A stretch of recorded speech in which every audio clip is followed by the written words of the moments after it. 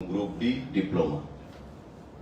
ঠিক এই 200-র মতো করে আরো 200 100 গ্রুপ এ এবং 100 group B junior engineer filling আপের জন্য গতকাল ক্যাবিনেটে মঞ্জুরি দেওয়া হয়েছে। অর্থাৎ আগেরকার 200 এবং নতুন করে 200 400 জুনিয়র ইঞ্জিনিয়ার গ্রুপ এ এবং গ্রুপ বি মিলিয়ে সেখানে টিপিএসসি নিয়োগ করতে চলেছে। এই 400-র মধ্যে 200 হবে ডিগ্রি এবং 200 হবে ডিপ্লোমা, যেটা গ্রুপ বি বলা হয়, এবং ডিগ্রিটাকে বলা হয় গ্রুপ এ। গতকাল ক্যাবিনেটে আরো 200 সেখানে সিদ্ধান্ত গ্রহণ করা হয়েছে এবং যে অ্যাডভার্টাইজমেন্ট দিয়েছে আগেরকার সিদ্ধান্ত অনুযায়ী 200 জুনিয়র ইঞ্জিনিয়ারকে নিয়োগ করা, তার সঙ্গে অ্যাডেন্ডাম করে যোগ করে এই 200-কে সেখানে ঢুকিয়ে দেওয়া হবে, যাতে করে রাজ্যের যারা যুব সম্প্রদায় ইঞ্জিনিয়ার বেকাররা রয়েছেন, যুবকরা রয়েছেন, তাদের কর্মসংস্থানে আগামী দিনে একটা বিশাল সেখানে পদ রাজ্য সরকার খুলে দিয়েছে, পিডব্লিউডি দপ্তর খুলে দিয়েছে, সেটা আমরা মনে করি। তো আমি আপনাদের মাধ্যমে যারা ইঞ্জিনিয়ার বন্ধুরা রয়েছেন, যারা চাকরির জন্য অপেক্ষায় রয়েছেন, তাদেরকে আহ্বান জানাবো যে আপনারা নজর রাখবেন। টিপিএসসির মাধ্যমে এই নিয়োগ প্রক্রিয়া হবে বরাবরের মতো। ইঞ্জিনিয়ারিং সার্ভিস গ্রুপে ডিগ্রিধারী যারা রয়েছেন এবং গ্রুপ বি ডিপ্লোমাধারী যারা রয়েছেন, সিভিল, মেকানিক্যাল এবং ইলেকট্রিক্যাল, এই 3টি বিভাগে সেই রিক্রুটমেন্ট করা হবে। আমাদের ক্যাবিনেট যে সিদ্ধান্ত গ্রহণ করেছে, বরাবর আমরা সরকারের প্রতিষ্ঠা আগে থেকে আমরা বলছিলাম যে গরিব কৃষকরা যাতে ধান উৎপাদনে আগ্রহ হারিয়ে না ফেলে, তার জন্য আমরা রাজ্য সরকার যদি সরকারে প্রতিষ্ঠিত হই, তবে এমএসপি রেটে কৃষকদের কাছ থেকে আমরা এফসিআই এর মাধ্যমে ধান ক্রয় করব, প্রকিউরমেন্ট করব। এবং সরকারে গঠিত হওয়ার পর আমাদের 2018-19 সালে 17 টাকা 50 রেটে আমরা ধান ক্রয় করা শুরু করি। 18-19-এর পর বছরে দুবার, রবি এবং খারিফ সিজন, 18-19-এ দুবার আমরা ক্রয় করি। 19-20-তে আমরা দুবার ক্রয় করি, এটা আমরা বৃদ্ধি করি 18 টাকা 15 পয়সা, যেটা ছিল 17 টাকা 50 পার কেজি, সেটা হয়েছে 18 টাকা 15 পয়সা। 20-21-এ সেই টাকাটা বৃদ্ধি হয়ে 18 টাকা 68 পয়সা পার কেজি। 21-22-এ 19 টাকা 40 পয়সা পার কেজি এমএসপি। এবং এবারে আমাদের ডিসেম্বর, এই যে ডিসেম্বর মাস শুরু হয়েছে, আগামী কয়েকদিনের মধ্যে তার সূচনা হবে। আমাদের সরকার কৃষকদের কাছ থেকে 20 টাকা 40 পয়সা রেটে পার কেজি রেটে ধান ক্রয় করবে সারা রাজ্যে বিভিন্ন মহকুমা সেন্টারগুলোতে। এটা একটা যুগান্তকারী সিদ্ধান্ত রাজ্য সরকার গ্রহণ করেছে সরকার গঠিত হওয়ার পর। এবং রাজ্যের কৃষকরা, আমরা যখন বিরোধী দলে ছিলাম তখন শুনতাম শাসক দল তদানীন্তন বলতো যে কৃষকদের কাছ থেকে সহায়ক মূল্যে ধান ক্রয় করতে হবে। কে করবে? কৃষকদেরকে বিভ্রান্ত করতো, কেন্দ্রীয় সরকারের উপর আঙুল তুলে দিত। কিন্তু নিজস্ব সরকার থাকা সত্ত্বেও তারা কোনোদিন ইচ্ছা প্রকাশ করেনি যে উদ্যোগ গ্রহণ করা কৃষকদের কাছ থেকে ধান ক্রয় করা। কেন্দ্রীয় সরকারের উপর তারা বরাবরের মতোই সেখানে আঙুল তুলত। আমাদের সরকার গঠিত হওয়ার সেটা প্রমাণ করেছি যে ইচ্ছা থাকতে হবে, তবেই উপায় করা সম্ভব। এবং যেটা আমি বললাম যে 17 টাকা 50 পয়সা করে পার কেজি শুরু হয়েছিল 2018 সালে আমাদের সরকার গঠিত হওয়ার পর, এবং আজকে এটা 20 টাকা 40 পয়সা পার কেজিতে এসে দাঁড়িয়েছে। এবং টোটাল আমাদের এখন পর্যন্ত paddy procured till date 1.31 lakh MT, 1,31,000 লক্ষ মেট্রিক টন ধান এখন পর্যন্ত ক্রয় করা হয়েছে। আমি যদি কনভার্ট করি টাকার দিকে, তবে সেটা দাঁড়াবে 2,243.99 কোটি টাকা। অর্থাৎ এখন পর্যন্ত আমি এবারকার সিজন পর্যন্ত রাজ্য সরকার কৃষকদের কাছ থেকে, যারা ধান উৎপাদন করছে তাদের কাছ থেকে 243.99 কোটি টাকার ধান ক্রয় করেছে এবং এফসিআই এর মাধ্যমে, যেটা রাজ্যের গরিব কৃষক অংশের মানুষ, যারা আমাদের অন্নদাতা বলি, তাদের অর্থনৈতিক বুনিয়াদকে স্বাবলম্বী করেছে, অর্থনৈতিক বুনিয়াদকে শক্তিশালী করেছে। 243.99 কোটি টাকা রাজ্য সরকার কৃষকদেরকে প্রদান করেছে এবং 1.31 লক্ষ মেট্রিক টন ধান এখন পর্যন্ত সেখানে ক্রয় করেছে গরিব কৃষকদের কাছ থেকে। এবারও সেটা আগামী কয়েকদিনের মধ্যে শুরু হচ্ছে এবং 20 টাকা 40 পয়সা রেটে পার কেজি সেখানে ধান ক্রয় করা হবে। টোটাল কতটুকু ধান ক্রয় করা হবে? 35,000 এমটি, 35,000 মেট্রিক টন ধান সেখানে ক্রয় করা হবে। তো এই যে একটা উদ্যমী সিদ্ধান্ত গরিব কৃষকদের মানুষের জন্য, এটা আমরা যেটা কথা দিয়েছিলাম বিগত দিন আমরা রক্ষা করেছি এবং এবারও রাজ্য সরকারের এই বলিষ্ঠ সিদ্ধান্ত, যেখানে টোটাল 35,000 এমটি ধান ক্রয় করা হবে এবং এই কিছুদিনের মধ্যে সেটা শুরু হবে আমাদের এই সিজনে ডিসেম্বর মাসে সারা রাজ্যে বিভিন্ন সেন্টার। আমি রাজ্যের মাননীয় মুখ্যমন্ত্রীকে ধন্যবাদ জানাই, মাননীয় খাদ্যমন্ত্রীকে ধন্যবাদ জানাই এবং কৃষিমন্ত্রীকে ধন্যবাদ জানাই এই বলিষ্ঠ সিদ্ধান্ত গ্রহণ করার জন্য। সাংবাদিক বন্ধুরা, আমাদের ক্যাবিনেট সিদ্ধান্ত নিয়েছে যে রাজ্য সরকারের যারা কর্মচারী রয়েছেন গ্রুপ এ এবং গ্রুপ বি ক্যাটাগরিতে, তারা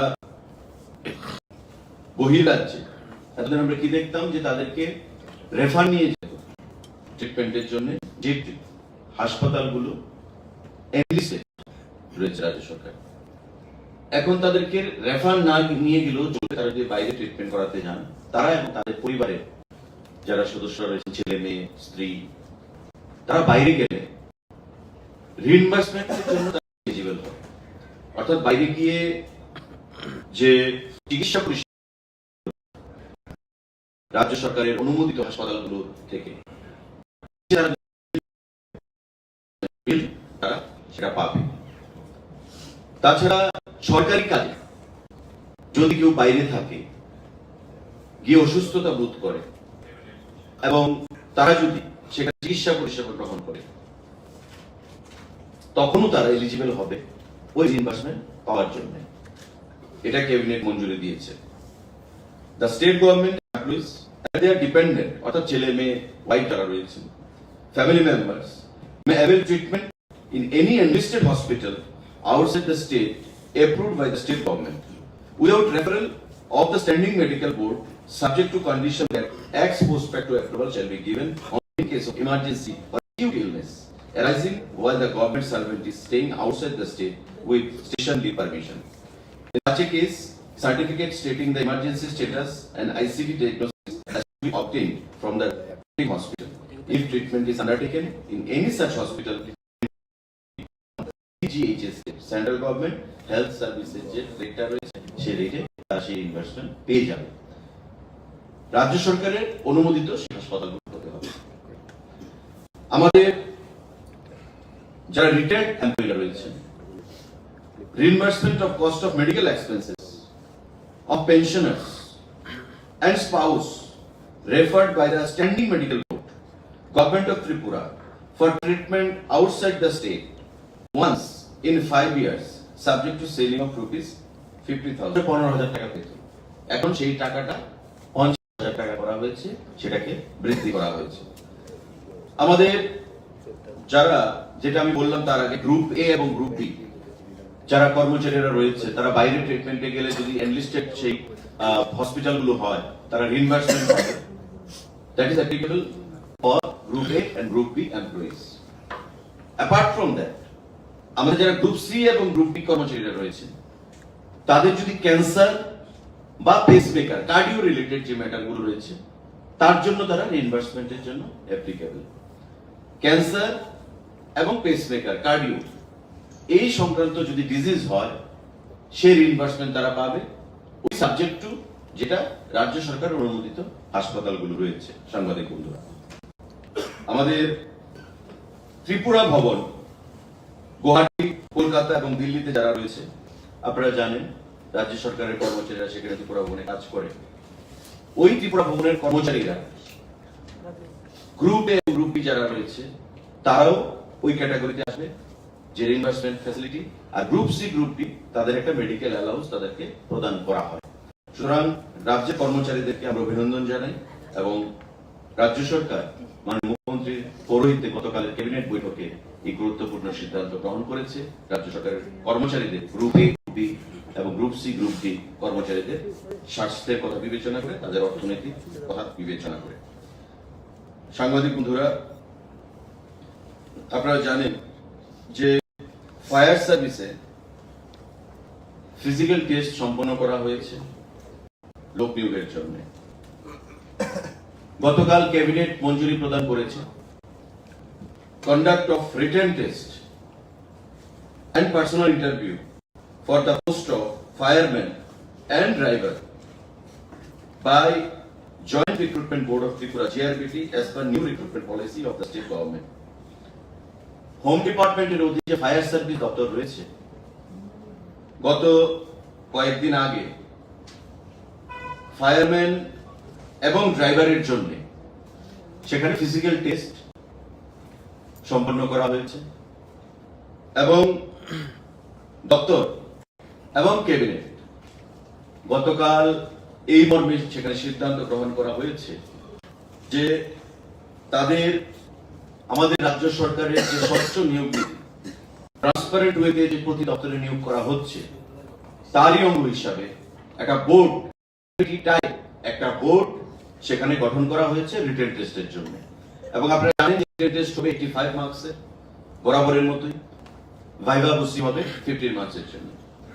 শারীরিক টেস্ট সম্পন্ন হয়েছে জেলা ভিত্তিক এবং এই শারীরিক টেস্ট সম্পন্ন হওয়ার পর রিটেন টেস্টের জন্য 85 মার্কসের জন্য একটা বোর্ড গঠন করা হয়েছে, যে বোর্ডের মধ্যে professor Debabrata Roy assistant professor chairman, Shri Subrata সাহার deputy collector and magistrate member, Shri Asim Biswas station officer fire service member, Shri Nepal Bhowmik station officer Agartala fire station west Tripura member.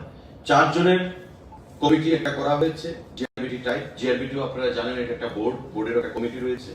ঠিক এভাবে এমন 4 জনের একটা কমিটি করা হয়েছে এবং এই কমিটি তাদের 85 যে নাম্বার, এই 85 নাম্বার এক্সাম গ্রহণ করবে এবং পরবর্তী সময়ে 15 নম্বরের উপর ভাইভা বসি তারা গ্রহণ করবে। ফায়ার সার্ভিসের যে ফিজিক্যাল টেস্ট রয়েছে, তারপর রিটেন টেস্ট এবং ইন্টারভিউ ভাইভা বসি বোর্ডের মাধ্যমে যেটা গৃহীত হবে। তো আগামী দিনে এই ফায়ার সার্ভিসের যারা অ্যাসপিরেন্টস রয়েছে তাদের ওয়েবসাইটে সংবাদপত্রে তারা নজর রাখার জন্য, টেস্টের সূচি তৈরি হবে তার দপ্তরের সঙ্গে যোগ রাখার জন্য, যারা রিটেন ফিজিক্যাল টেস্টে যারা কোয়ালিফাই করেছে। আমাদের গতকাল যে আরেকটা গুরুত্বপূর্ণ সিদ্ধান্ত, proposal for setting up India University in Tripura under Education Higher Department, Higher Education Authority. Techno India আপনারা জানেন এ রাজ্যে উচ্চ শিক্ষা জগতে একটা সুনামের সঙ্গে কাজ করে চলেছে এবং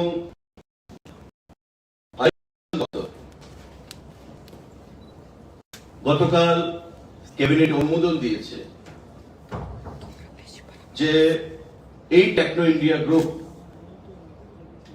তারা ইউনিভার্সিটি পথ চলা শুরু করবে। কি বিষয়ে তারা সেখানে ক্লাস করবে? Science, technology, medicine, management, dental science, nursing science, paramedical science, education, journalism and mass communication, law, tourism service, biotechnology, microbiology, genetics and pharmacy, agriculture and veterinary science, fine arts, performing arts and design, ayush, yoga, vocational programs, এমন বিভিন্ন ক্যাটাগরিতে সাবজেক্টের উপর এই university certificate, diploma, post graduate diploma, degree, master degree, MPhil, PhD, post doctoral degrees and other higher academic studies পড়াবে। এবং এই রাজ্যে আপনারা জানেন আমাদের ত্রিপুরা সেন্ট্রাল ইউনিভার্সিটি রয়েছে, রিফা ইউনিভার্সিটি রয়েছে এবং এই যে টেকনো ইন্ডিয়া ইউনিভার্সিটি অলরেডি আমাদের আগরতলা সন্নিকটেই তাদের ক্যাম্পাস রয়েছে, সেখানে তারা তাদের ইউনিভার্সিটি তৈরি করবে। সেই মর্মে রাজ্যের হায়ার এডুকেশন ডিপার্টমেন্ট গতকাল সেই সিদ্ধান্ত গ্রহণ করেছে ক্যাবিনেট বৈঠকের মাধ্যমে। এবং এই যে কোর্স রয়েছে সেই কোর্সগুলো তারা ইউনিভার্সিটির মাধ্যমে পঠন পাঠন তাদের শুরু হবে যখন তারা যাত্রা শুরু করবে। আমাদের বাকি যে কলেজ ইউনিভার্সিটিগুলো রয়েছে সেই ইউনিভার্সিটির সঙ্গে রাজ্যের যা একটা বিশাল সংখ্যায় ছাত্রছাত্রীরা যারা স্টাডিজ জন্য রাজ্যের বাইরে যেতে হয়, আজকে সেই জিনিসটা কিন্তু অনেকটাই কমে গেছে। পঠন পাঠনের ক্ষেত্রে উচ্চশিক্ষা জগতে বিশাল ভূমিকা, সেখানে প্রশংসা তারা নজর রেখে রাজ্য সরকার গতকাল ক্যাবিনেট বৈঠকে দপ্তরে আনিত এই যে প্রস্তাব সেটাকে গ্রহণ করেছে এবং ক্যাবিনেট সেটাকে পাস দিয়েছে, যাতে টেকনো ইন্ডিয়া গ্রুপ তাদের এই রাজ্যে আমাদের তাদের ইউনিভার্সিটির যে যাত্রা সেটা শুরু করে এবং যে বিষয়গুলোর উপর তারা পঠন পাঠন করাবে সেই বিষয়গুলো আমরা আপনাদেরকে সেখানে উল্লেখ করলাম। এই সিদ্ধান্তগুলো সাংবাদিক বন্ধুরা গতকাল ক্যাবিনেট মিটিং এ সেখানে গ্রহণ করা হয়েছে। যদি সাংবাদিক বন্ধুদের কোনো প্রশ্ন থাকে আপনারা সেটা করতে পারেন। কবে নাগাদ থেকে যাত্রা শুরু করতে পারে সেটা ক্যাবিনেট সিদ্ধান্ত নিয়েছে। এখন ডিপার্টমেন্ট থেকে নোটিফিকেশন বের হবে এবং স্বাভাবিকভাবেই রাজ্য সরকারের সঙ্গে টেকনো ইন্ডিয়া গ্রুপের সেটা মহাস্বাক্ষরিত হবে টার্মস এন্ড কন্ডিশনের উপর ভর করে। খুব শীঘ্রই সেটা যাত্রা হচ্ছে।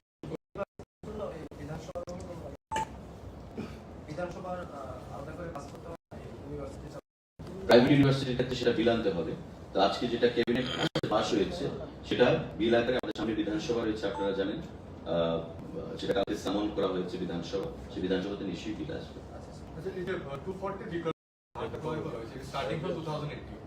Right, starting from 2018। আমি ব্রেকআপটাও দিয়ে দিলাম আপনাদেরকে যে আমাদের সরকার গঠিত হওয়ার পর 2018 সালে দুবার বছরে ক্রয় করা হয়েছে, 2 টাইমস।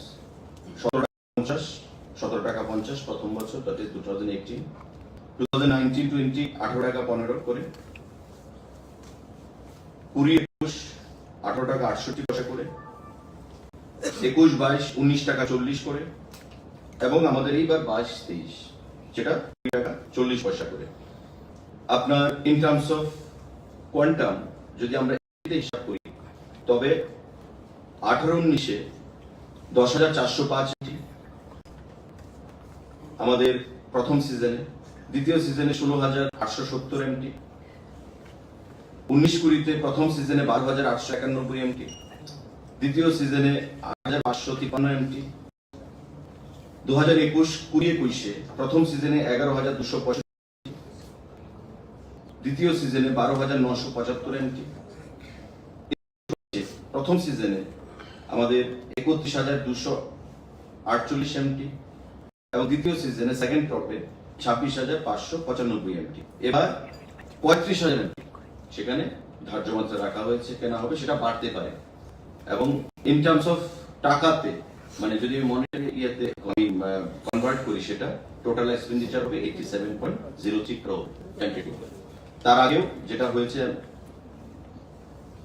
আপনাদের সেটা ফিগার রয়েছে আমাদের কাছে, টোটাল হচ্ছে 1.31 লাখ এমটি আর total MST paid till date 243.99 MT, 99 crore, 243.99 crore. এটা তো টিপিএসসি আপনারা জানেন যে আগে যে 200 জুনিয়র ইঞ্জিনিয়ার ডিপ্লোমা এবং ডিগ্রি, দ্যাট ইজ ডিগ্রির জন্য গ্রুপ এ এবং ডিপ্লোমার জন্য group B, civil, mechanical and electrical, এটা অলরেডি টিপিএসসি পাবলিশ করে দিয়েছে। আবার 200 যোগ হবে, এটা অ্যাডেন্ডাম হয়ে যাবে একসঙ্গে একদম, because the process will be, আমাদের সমস্ত কিছুই সেম আগের মতোই। তো অ্যাডেন্ডাম হয়ে যাবে, যেটা কালকে ক্যাবিনেটে আলোচনা হয়েছে, অ্যাড হয়ে যাবে, 400 হয়ে গেল টোটাল। সেটা হয়নি, সেটা যখন হবে মাননীয় মুখ্যমন্ত্রী, মাননীয় অর্থমন্ত্রী বসে আপনাদেরকে জানিয়ে দেবো। স্যার এই বিষয়ে সারা কিছু জিজ্ঞাসা করতে কি বিষয়? আমরা অন্বেষণ তারা এক সপ্তাহ সময় বেঁধে দিয়েছে রাজ্য সরকার, তাদের উদ্দেশ্যে কি বলবেন? সে বিষয়ে শিক্ষা দপ্তর বলবে বা রাজ্য সরকার আজকে ক্যাবিনেট বিষয় নিয়ে সিদ্ধান্ত নিয়ে থাকে সেটা বলতে পারবে। Thank you.